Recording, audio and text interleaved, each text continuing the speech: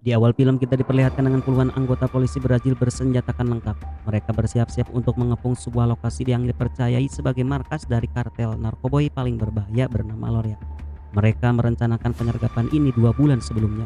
Wakil Komandan Operasi bernama Pop mengarahkan seluruh anggotanya untuk mengepung gedung yang menjadi persembunyian musuh. Tapi setelah dikepung, pasukan Loria bukannya menyerahkan diri, malah memberikan perlawanan yang sengit.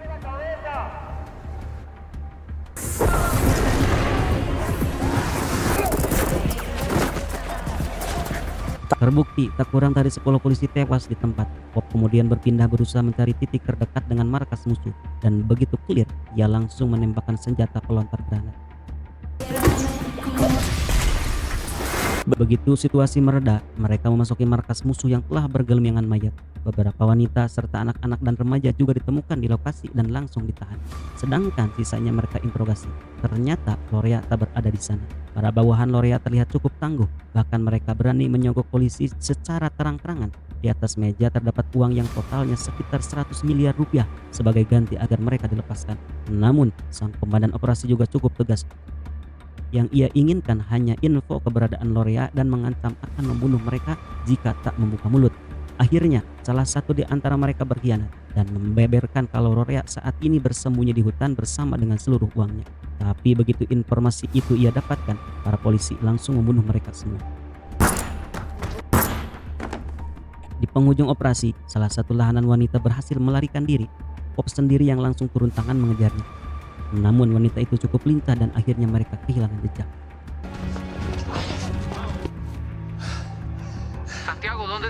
Selesai dari sana, Pop bukannya kembali ke markas, malah singgah di sebuah rumah. Dan ternyata rumah dari wanita yang tadi ia kejar bernama Yopana. Jadi selama ini Yopana bekerja sebagai informan bagi Pop. Tadi ia berada di lokasi untuk memperingati adiknya agar pergi dari sana, namun polisi keburu datang. Yopana kemudian memohon agar adiknya dibebaskan. Sebagai gantinya, ia akan memberitahu sebuah informasi yang bersifat sangat rahasia, yaitu lokasi persembunyian Loria yang sebenarnya. Tiap minggu, kebetulan ia sering disuruh mengantarkan satu mobil penuh uang ke sana. Dan ia juga bilang kalau selama ini Loria telah membayar banyak ke para petinggi di kepolisian, termasuk Komandan Pop. Makanya lokasinya tak pernah ditemukan. Loria pays Diego and all of the men that hire you with. How long have you known? 3 months. Singkat cerita, beberapa waktu kemudian, Pop mendatangi sahabat lamanya bernama William. Dulu mereka tugas bersama di kesatuan khusus. Pada intinya, Pop mengajaknya untuk ikut dalam operasi penangkapan Loria. Dia membutuhkan orang-orang yang memiliki skill tingkat tinggi dan dapat dipercaya. William bilang dia akan ikut kalau Pop berhasil mengajak mantan kapten mereka yang bernama Tom. Tanpa membuang waktu, Pop langsung pergi untuk menemuinya. Sejak pensiun dari dunia militer, Tom bekerja sebagai agen properti. Tapi karena bukan passionnya, sejauh ini ia tak berhasil menjual banyak rumah dan bahkan membuat keuangan keluarganya semakin menipis. Siang itu sembari mengantarkan putrinya menuju tempat les, Pop berusaha membujuknya untuk ikut. Apalagi bayaran misi kali ini sama dengan gajinya setahun di militer. Pop juga bilang, sebagai imbalan keberhasilan operasi, anggota militer yang bertugas bisa menguasai 25% dari total barang sitaan di lokasi. Sedangkan Loria dipercaya memiliki uang senilai 75 juta dolar di rumahnya. Di akhir perbincangan, akhirnya Tom bilang kalau akan mempertimbangkan tawaran tersebut. Selesainya dari sana, Pop pergi ke sebuah tempat pertandingan gelut. 2 anggota lagi yang akan ia rekrut juga masih teman lamanya. Salah satunya adik kandung dari William bernama Ben, yang kini melanjutkan karir sebagai petarung gelut. Sedangkan anggota terakhir bernama Morales, tapi akan kita panggil saja sebagai Fish. Ia adalah pilot handal ketika dulu di militer. Pada intinya, setelah melihat tawaran yang sangat menggiurkan, mereka berdua setuju untuk ikut. Tak lama kemudian, Tom juga datang ke lokasi untuk menonton pertandingan band, sekaligus membicarakan tawaran Pop tadi. Ia bilang dirinya bersedia untuk ikut tapi hanya sebagai penasihat. Dan akhirnya mereka berlima pun siap beraksi.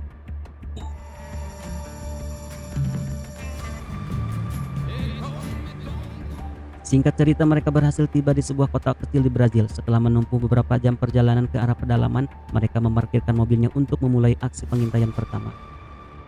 Rumah Loria dikelilingi oleh hutan dan perbukitan. Tak kurang dari 10 orang yang menjaga rumahnya. Anak dan istrinya juga hidup di sana. Rencananya mereka akan mengeksekusi Loria pada hari Minggu pagi.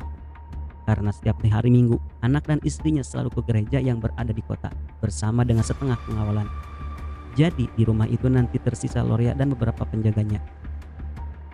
Tak lama kemudian, tiba sebuah mobil penuh dengan uang memasuki rumah dan tak lain adalah Yovana. Siang itu saat mengantarkan uang, Yovana juga ditugaskan untuk mengambil gambar isi rumah Lorea. Dengan sangat berhati-hati, ia rela mengambil resiko demi agar adiknya dibebaskan. Me parece bien. Bueno, Gracias, señor. Malam itu mereka semua minum-minum di sebuah bar. William mulai bertanya bagaimana nanti sistem bantuan pasukan dari kepolisian Brazil dan sebagainya. Tapi tiba-tiba Pop mengatakan sesuatu yang sangat gila. Bagaimana jika melakukan semua operasi ini secara senyap tanpa melaporkan ke siapapun? Rumah Lorea penuh dengan celah dan jika berhasil, seluruh uang di lokasi akan masuk ke kantong mereka masing-masing. Ternyata Pop selama ini berbohong, di mana operasi mereka saat ini bersifat ilegal. Bahkan gaji teman-temannya itu ia bayarkan pakai uang pribadinya. Walaupun teman-temannya sempat kecewa, Pop melanjutkan gagasannya, di mana Lorea tak akan pernah bisa ditangkap jika melibatkan kepolisian. Karena infonya pasti akan bocor, belum lagi selama ini mereka semua telah mengabdikan setengah hidupnya untuk negara. Tapi tak satupun dari mereka yang memiliki kehidupan yang layak. Bahkan Pop telah mengalami cedera yang cukup parah di masa lalu dan harus pensiun tahun depan. Jika rencana ini berhasil, mereka akan masuk ke rumah Lorea dengan senyap. Para penjaganya akan mereka lumpuhkan dan Lorea akan mereka bunuh, sedangkan uangnya adalah bonus. goddamn hero. He can't even send his kids to college. Do we finally get to use our skills for our own benefit? Pada akhirnya, mereka semua terdiam dan mempertimbangkan perkataan Pop saat jalan pulang.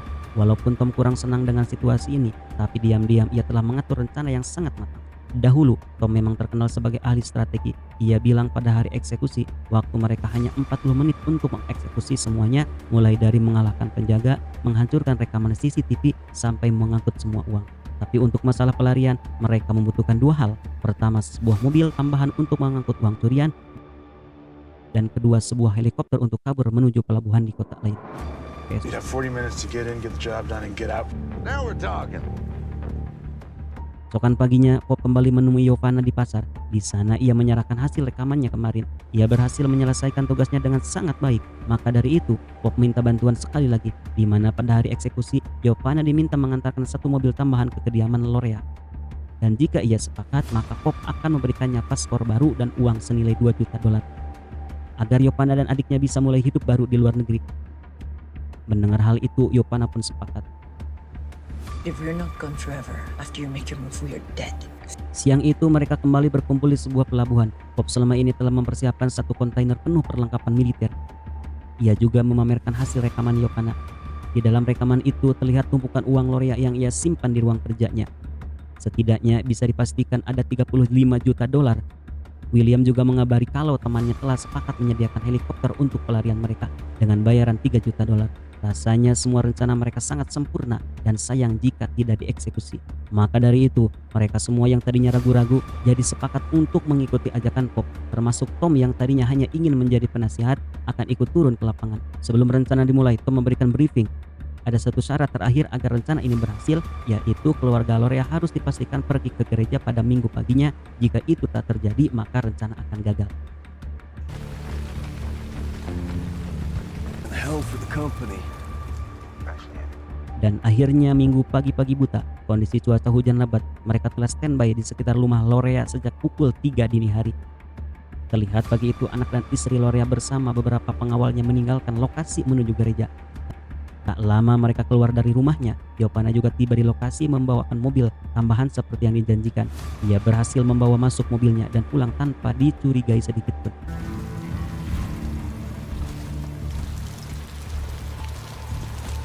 Dengan sangat hati-hati mereka mulai memasuki pekarangan rumah Lorea. Dari berbagai arah menyisir setiap sudut menjaring beberapa penjaga yang sedang bersantai. Satu persatu berhasil mereka lumpuhkan dengan senyap dan tak satu pun dari musuhnya mereka bunuh.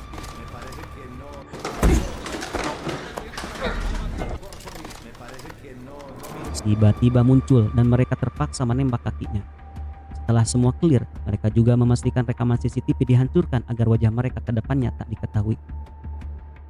Di balik semua kelancaran misi ini, satu hal yang janggal ialah mereka tak bisa menemukan Lorea. Ia tak berada dimanapun termasuk seluruh uang yang berada di ruang kerjanya. Yang ada hanya kantong-kantong kosong. Mereka semua terlihat putus asa, termasuk Pop. Tapi tiba-tiba ia mencium bau dinding yang baru dicat. Ia pun curiga dan langsung membongkar salah satunya. Dan ternyata seluruh uang Lorea ia simpan di balik dinding rumahnya. Let's go. God, look at it. It goes all the way up. Let's go. Yang dari tadinya putus asa, kini mereka tertawa bahagia. Bagaimana tidak, jumlah uang yang mereka temukan jauh dari ekspektasi. Bahkan ketika mereka menghancurkan dinding, lainnya isinya juga sama. Bisa dibilang seluruh dinding rumah Lorea adalah uang. Perlahan semua uang itu mereka masukkan ke kantong dan diangkut ke dalam mobil. Dan William bolak-balik mengangkut tas berisikan uang hingga akhirnya mobil mereka tak lagi memiliki ruang untuk mengangkutnya. It's everywhere.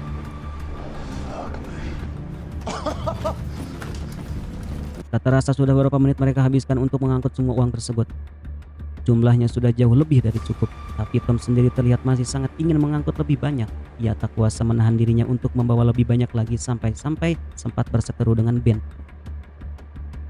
Untung William dan Pop sepakat dengan Ben, namun sebelum meninggalkan lokasi, Pop ingin memastikan sekali lagi keberadaan Lorea. Mereka kembali menyisir kamar-kamar yang berada di rumah tersebut, namun tak berhasil menemukannya. Hingga di sebuah kamar, tiba-tiba ia keluar dari pintu belakang lemari dan ternyata merupakan berangkas rahasia. I'm hit. All right. Let go. Akibat terlalu lama mengangkut uang tadi, pasukan susulan Lorea keburu tiba di rumah. Sekarang, karena tak mau membunuh, mereka memiliki dua opsi. Pertama adalah mengambil uang secukupnya lalu lari lewat pekarangan belakang, atau melawan semua musuh dan kabur menggunakan mobil uang mereka. Tentu saja, Tom dan kawan-kawannya memiliki opsi nomor 2. Dengan secepat mereka membagi tim dan berhasil menghabisi pasukan susulan Lorea tanpa terluka sedikit pun.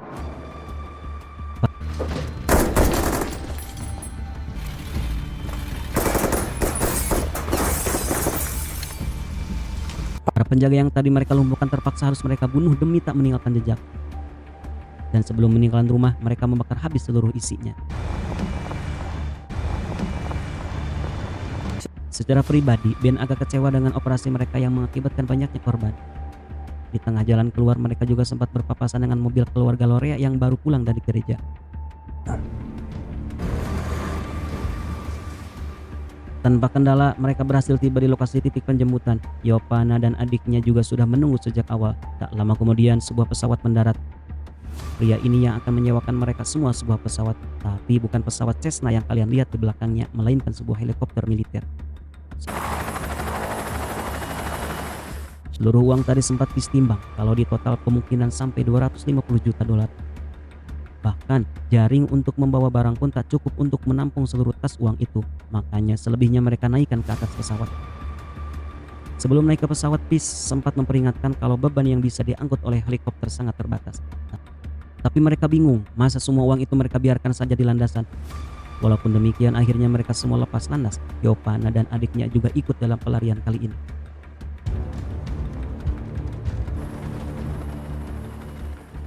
Setelah beberapa jam, mereka berhasil tiba di perbatasan Peru, di mana menjadi titik perpisahan bagi Yopana. Di sana, Tom tak berhenti menanyainya terkait apakah ia mengetahui identitas asli dari Pop ataupun salah satu dari mereka. Yopana bilang ia tak tahu apa-apa. Tom ngotot menanyakan soal ini karena ia sangat takut jika suatu hari Yopana tertangkap oleh para kartel dan membeberkan identitas anggota lainnya. Tapi cara Tom terlalu kasar, ia bahkan menuduh yang tidak-tidak ke wanita baik ini. Untung saja Pop menghentikan pembicaraan tersebut. Berbeda dengan Tom, Pop malah memberinya Yopana uang lebih dari yang ia janjikan. Visa dan paspornya bahkan sudah ia atur agar Yopana bisa memulai hidup baru di Australia. You did everything right. Go. Dari sana mereka kembali melanjutkan penerbangan melewati berbagai gunung dan bukit. Helikopter yang mereka tumpangi mengalami kesulitan untuk naik ketinggian tertentu. Tentu saja, semua itu akibat beratnya beban yang mereka angkut. Kerisauan Peace menjadi kenyataan begitu mereka harus melintasi gunung terakhir agar bisa terbang menuju lautan. Indikator mesin menyala menandakan mereka tak bisa lagi menambah ketinggian. Hingga akhirnya mereka sepakat untuk membuang semua uang yang berada di dalam pesawat, yang kalau di total sekitar 3 juta dolar. Tentu saja, uang yang diangkut menggunakan jaring 4 kali lipat lebih berat dibanding yang baru saja mereka buang. Jadi walaupun mereka berhasil mengurangi beban, tapi masih belum seberapa, dan membuat mesin pesawat akhirnya overheat akibat dipaksa menanjak. Perlahan pesawat mereka mulai kehilangan kendali, dengan cepat mencoba mencari lokasi pendaratan darurat. Kebetulan tak jauh dari sana, mereka melihat ada ladang pertanian masyarakat. Sekarang masalahnya untuk mendarat darurat mereka harus melepaskan seluruh uang yang berada di jaring bawah. William dan Ben berusaha menarik pelatuk untuk menjatuhkan tali angkutannya, tapi tak berhasil. Mau tak mau mereka harus melepaskannya secara manual.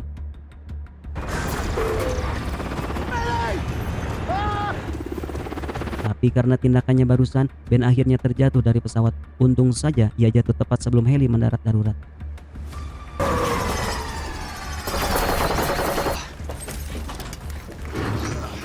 Tak satu pun dari mereka yang terluka. Peace berhasil mendaratkan pesawat dengan sangat baik di situasi darurat.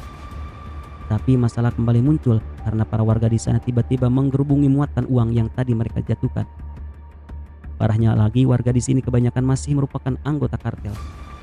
Karena tanaman yang mereka miliki adalah tanaman gonjo. Tanpa membuang waktu, mereka langsung membagi tugas. Tom dan Pop diutus untuk melakukan negosiasi dengan warga lokal. Mereka berulang kali meminta agar warga tak menyentuh apalagi membuka tas-tas uang yang sudah mereka kerumuni. Para petani sekaligus petinggi di sana malah bilang kalau semua barang yang jatuh di tanah mereka adalah haknya. Beberapa dari mereka juga memiliki senjata api. Negosiasi memanas dan akhirnya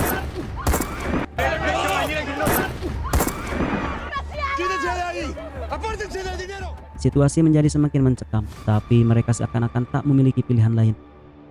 Tom meminta kawan-kawannya untuk segera angkut seluruh uang mereka menggunakan keledai warga. Sedangkan ia menyusul ke rumah sang kepala desa bersama Pop untuk membawakan uang ganti rugi. Uang memang tak bisa menggantikan nyawanya yang telah gugur, tapi Pop memberikan jutaan dolar sebagai ganti ruginya. Termasuk mereka membeli semua keledai warga dengan harga miliaran. Singkat cerita, saat akan berjalan keluar dari desa, salah satu anak dari korban mencoba menghalangi mereka. Untung saja Pak Kades tak lama kemudian berhasil meredakan emosi warganya.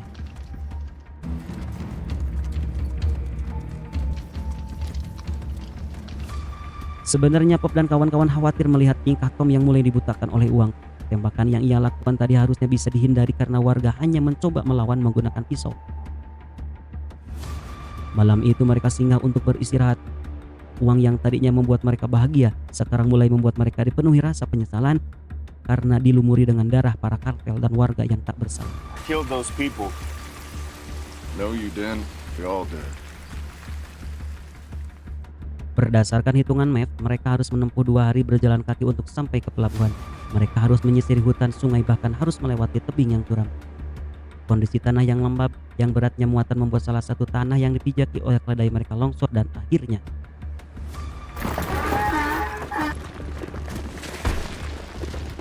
kejadian barusan kembali memicu perpecahan, di mana Tom terlihat sangat marah akan musibah tadi, sampai melupakan kalau keselamatan temannya lebih utama. It's fine. Relax. Mereka akhirnya tiba di jalan buntu dan harus melanjutkan pendakian dengan cara menggunakan tali. Keledai mereka juga tak berguna dan segera dilepaskan ke alam liar. Tas-tas uang itu mereka angkut satu persatu dengan tali. Di momen ini Pop dan Tom kembali berbaikan dan menyadari kesalahan masing-masing. Tak terasa hari mulai gelap. Mereka harus berkemah di atas gunung salju yang dinginnya luar biasa. Sebenarnya sejak kemarin mereka tak pernah menyalakan api unggun karena khawatir musuh akan menyadari lokasi persembunyiannya. Tapi Ben dan teman-temannya tak peduli lagi akan membuat api unggun dan membakar salah satu koper uang yang mereka miliki.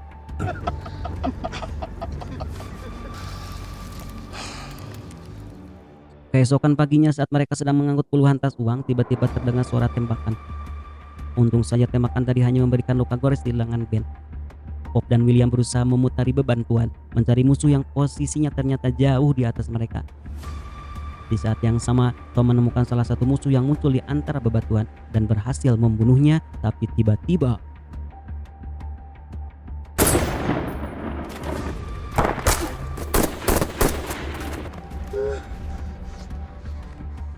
terkena tembakan headshot membuat Tom tewas di tempat. Di antara mereka semua, Ben terlihat sangat terpukul atas musibah ini.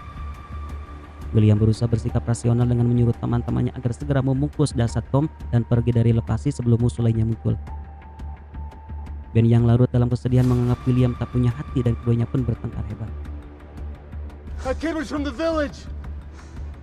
Get out of here, and we are taking all of that money with us. Singkat cerita, dari sana mereka melanjutkan perjalanan menuruni gunung. Tas uang yang tadi sulit dibawa kini jauh lebih mudah. Lautan juga sudah terlihat dari jauh. Namun mereka harus memastikan apakah kapal yang akan membawa mereka keluar dari wilayah musuh masih menunggu di pelabuhan atau telah pergi. Karena mereka telah telat beberapa hari dari perjanjian. Ben kemudian dengan sukarela turun duluan untuk mengecek jalur pelarian serta memastikan keberadaan kapal di dermaga, sedangkan sisanya menunggu di atas. Keesokan paginya, Ben berhasil kembali dan membawa kabar kalau kapal pelarian mereka masih menunggu di dermaga. Namun masalahnya, jalur pelarian tersebut telah dipenuhi pasukan Lorea yang kebanyakan adalah anak remaja. Ben telah berusaha mencari jalur alternatif, tapi tak akan mungkin bisa mereka lalui. Pop bilang ya sudah, mereka artinya harus membunuh semua pasukan Lorea yang menghalangi jalan keluar demi bisa membawa jasad Tom beserta seluruh uang yang ada. Tapi pendapatnya ini ditentang oleh anggota tim yang tersisa. Mereka tak sanggup lagi membunuh orang-orang tak bersalah. Satu-satunya cara agar mereka bisa melewati musuh adalah mengendap-endap, dan artinya tak akan bisa membawa semua tas uang yang sudah susah payah mereka dapatkan beberapa hari. Tentu saja mendengar solusi itu, Pop tak setuju. What about that cargo? Tom died for this money. Died for that money. He died because of it. Pada akhirnya William berhasil menyadarkan Pop untuk menerima takdir mereka dan harus merelakan semua uang yang telah diperjuangkan agar bisa membawa jasad Tom pulang ke kampung halamannya. Masing-masing dari mereka mengisi ransel dan uang secukupnya. Sisanya terpaksa mereka kubur di sebuah jurang yang tak lama lagi akan ditutupi oleh salju. Bisa dibilang ini adalah jurang termahal karena di dalamnya terkubur uang tak kurang dari 180 juta dolar.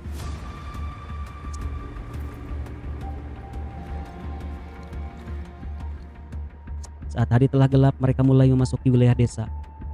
Mereka mencoba tetap melewati hutan dan semak belukar demi bersembunyi dari musuh. Ben kemudian diperintahkan untuk mendahului ke kapal demi mempersiapkan pelarian mereka. Ia sempat melewati kerumunan anggota Lorea yang sedang berjaga di sekitar dermaga. El bote está listo. Sedangkan Pop dan yang lainnya melanjutkan perjalanan, tapi belum lama mereka melangkah. Tiba-tiba seorang anak remaja yang merupakan anggota Lorea memergoki mereka. Ia terlihat sangat panik dan Tis sudah sangat ingin membunuhnya. Untung saja Pop berhasil melumpuhkan anak muda ini tanpa menggunakan senjata.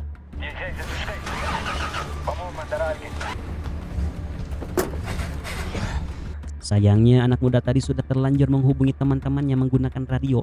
Mereka semua kemudian segera kabur menggunakan mobil.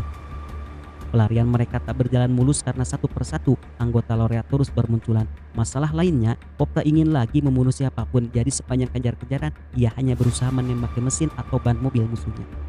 Left, left.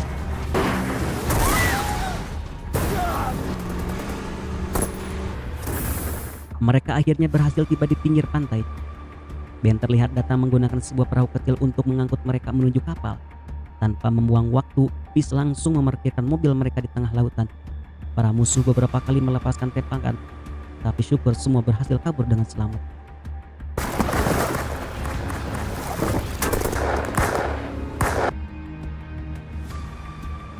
Singkat cerita, sehari setelah pelarian, mereka menemui seorang pengacara kenalan Pop untuk mengurus pembagian uang yang berhasil mereka bawa kabur. Totalnya sekitar 5,3 juta dolar, yang artinya kalau dibagi 5, masing-masing dari mereka akan mendapatkan uang senilai 1 juta dolar sekian. Untuk almarhum Tom, mereka juga sudah menyiapkan rekening khusus. Hal yang mengejutkan kembali dilakukan oleh William karena tiba-tiba ia merelakan bagiannya untuk diberikan ke keluarga Tom.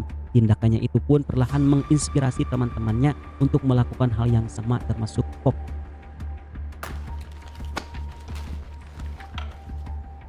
Thank you. Pada akhirnya inilah titik perpisahan mereka semua. Setelah melalui perjalanan yang sangat menegangkan selama berhari-hari, mereka semua bisa dibilang pulang dengan tangan kosong, tapi paling tidak berhasil selamat keluar dari kejaran para kartel. Pop sendiri terlihat agak murung, maka dari itu William di akhir perpisahan memberikan secuil kertas berisikan titik koordinat di mana mereka mengumpul seluruh uang kemarin, dan dengan begitu film pun tamat. Maybe we can go do something good with it one day.